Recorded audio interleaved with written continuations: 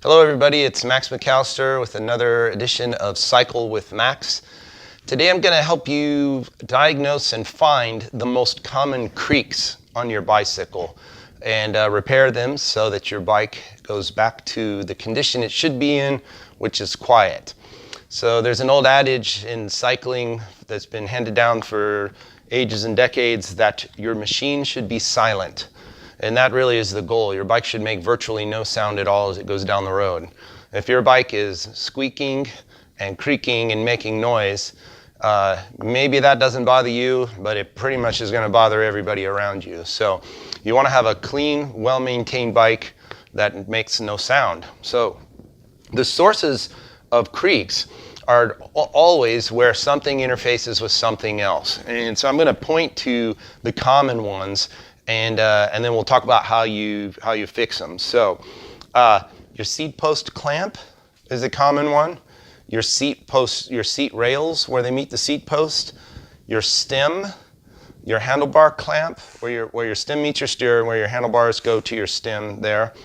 And then creaks can also happen at your axles or your quick releases, and then also at pedals, shoe interface, and crank arms and bottom brackets. So that kind of hits a lot of stuff. On an occasional you'll find a headset creak. So let's go over those real quick. A common place that creak develops, particularly on bikes for bigger riders and heavier riders, is going to be at your rear quick release. And that's typically because unless you have a flat tire, you don't have a reason to take your rear wheel off, hardly ever. A lot of people have to take their front wheel off to transport their bike, so they're always putting it on and off. But over time, your quick release in the back of the bike will slowly loosen up very slightly, and that lack of tension will allow the rear wheel to cock and creak in the frame. So to fix that one, all you have to do is relax your quick release. You'll feel it's not very tight. Adjust the nut and reset it so it's tight. That creak will be gone pretty easy. Now, let's talk about trying to figure out where your creak's coming from. So if you're riding along, you got to figure it out. So we're going to do that by eliminating what we're touching and moving and doing on the bike. So the first one is you're going to stand up and pedal. If your bike still creaks while you're standing, you've eliminated that it's your seat post or seat interface. If the creak goes away when you stand up, now you've got it down to one of these two spots. Same thing, you're not likely to find handlebar creaks unless you're standing and climbing where you're pushing and pulling on the bars.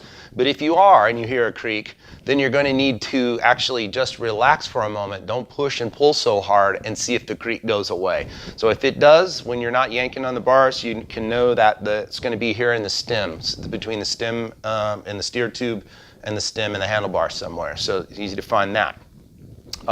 Front quick release, more rare, but same thing. Check the tension on your quick release. Now, pedals and bottom brackets, sometimes a little harder to diagnose. But what you're going to do is just unclip one foot and ride with one foot at a time. So get to where you hear a creak, and unclip your left foot and just keep pedaling with your right.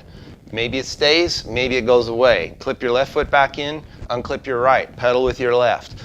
See if one or the other makes it go away. At that point, you might be able to narrow it down to a crank arm being loose, or a pedal being loose, or your cleat actually creaking on your pedal itself. So that helps you narrow that down. Occasionally, and not uncommon, it will be your bottom bracket that creaks. But again, we're just trying to get to the area of the bike.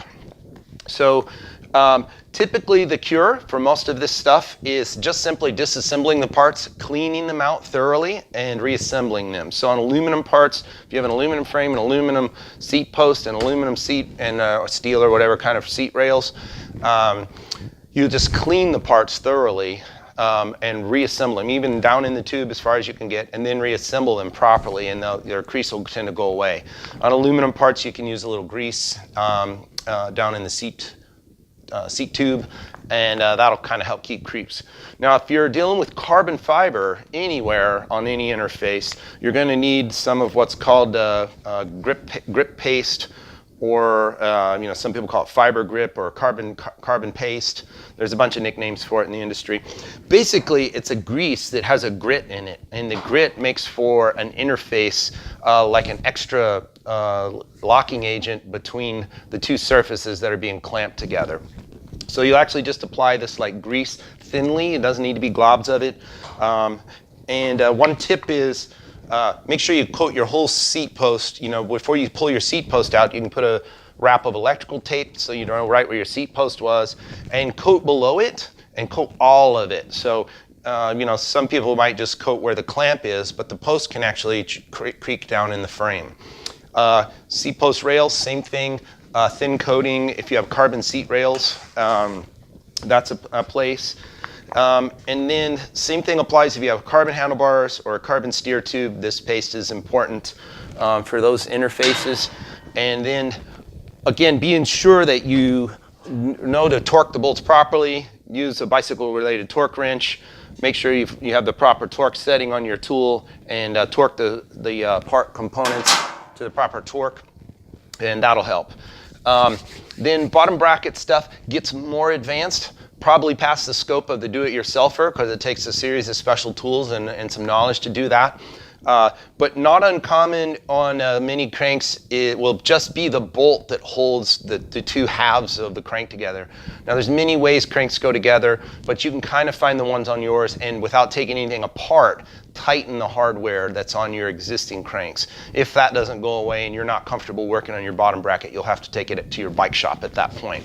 So that's a quick look at how to find creaks, diagnose them, and make them go away. So this is Max. Please subscribe to my channel, and I'll be back with more videos for you soon.